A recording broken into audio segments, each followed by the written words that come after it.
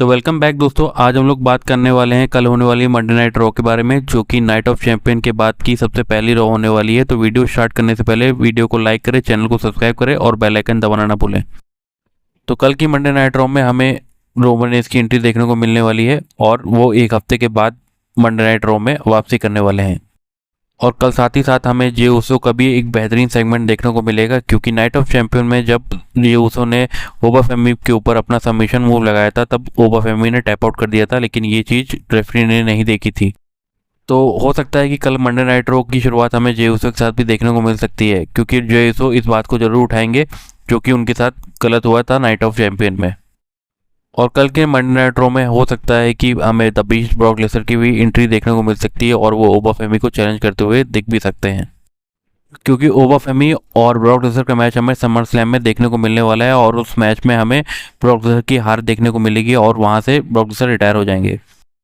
अब बात करते हैं सेमी ज़ेन के बारे में। तो सेमी ज़ेन के बारे में ये खबर निकल के आ रही है कि वो ज़्यादा देर तक अपने पास अनडिस्प्यूटेड चैंपियनशिप नहीं रखने वाले हैं, क्योंकि ऐसा रूमर निकल के आ रहा है कि सैटरडे नाइट मेन इवेंट में सेमी ज़ेन अपना टाइटल हार सकते हैं और उनको हराने वाला दो रेसलर हैं, या तो ब्रॉक लेसनर या तो गुंथर।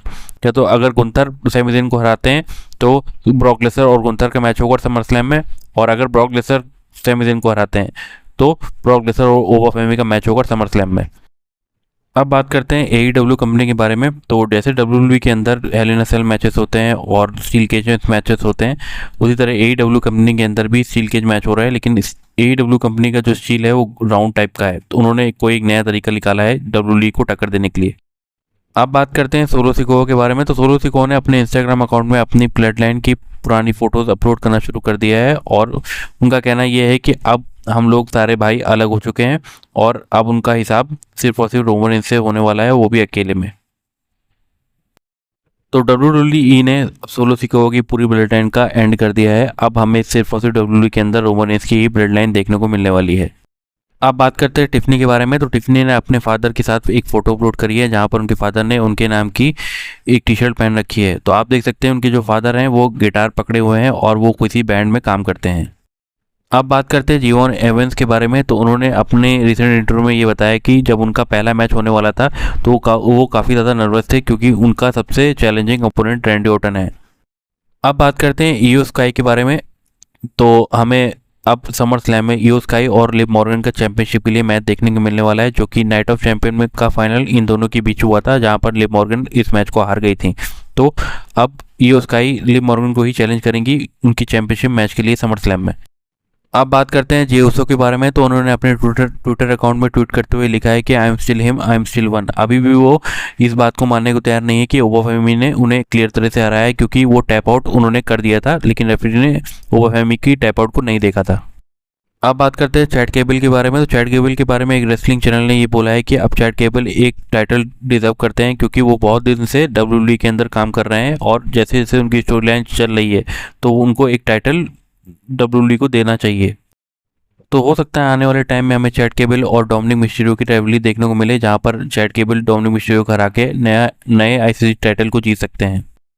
अब बात करते हैं कोडी रोड्स के बारे में। तो कोडी रोड्स के बारे में ऐसा रूमर निकल के आ रहा है कि उनके साथ एक हिस्ट्री रही है कि जब जब उनको किसी ने चैंपियनशिप मैच में हराया है तो कोडी रोड्स ने उनको दोबारा हरा के अपनी चैंपियनशिप वापस ली है। एग्जाम्पल के तौर पर उन्होंने ड्रू मैकिंटायर ने जब कोडी रोड्स को हराया था तो कोडी रोड्स ने उन्हें दोबारा हरा के अपनी चैंपियनशिप को रिटेन किया था।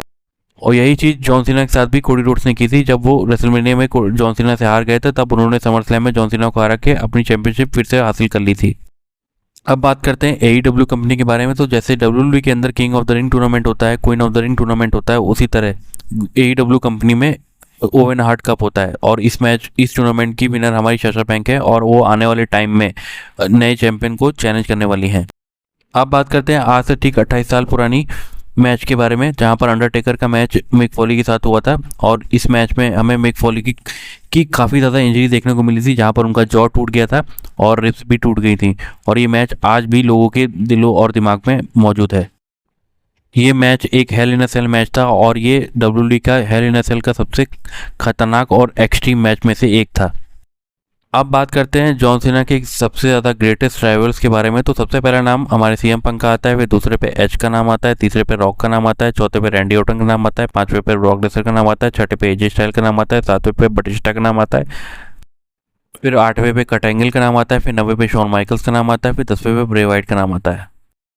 अब बात करते हैं कोडी रोड्स के बारे में। तो कोडी रोड्स ने एक अनोखा रिकॉर्ड बनाया है। जब भी कोडी रोड्स ने चैंपियनशिप हारी है तो वो अलग अलग देशों में हारी है। तो सबसे पहली चैंपियनशिप उन्होंने यूएसए में हारी थी, उसके बाद वो चैंपियनशिप जर्मनी में हारे, फिर सऊदी अरेबिया में अपनी चैंपियनशिप हारे हैं। और ये अनोखा रिकॉर्ड केवल और केवल कोडी रोड्स के नाम है। तो अब बात करते हैं 2024 में हमें 2 चैंपियन देखने को मिले थे। इसमें पहले चैंपियन थे हमारे रोमन्स, फिर दूसरी बार उनको हरा के कोडी रोड्स चैंपियन बने थे। फिर 2025 में हमें जॉन सीना और कोडी रोड्स चैंपियन दिखे थे। और 2026 में हमें 3 चैंपियन देखने को मिले, जिसमें पहला नाम ड्रू मैकिंटायर, फिर कोडी रोड्स, फिर सैमी ज़ेन। तो दोस्तों आज की वीडियो यहीं तक थी। तो वीडियो को लाइक करें, चैनल को सब्सक्राइब करें और बेल आइकन दबाना ना भूलें। Thank you.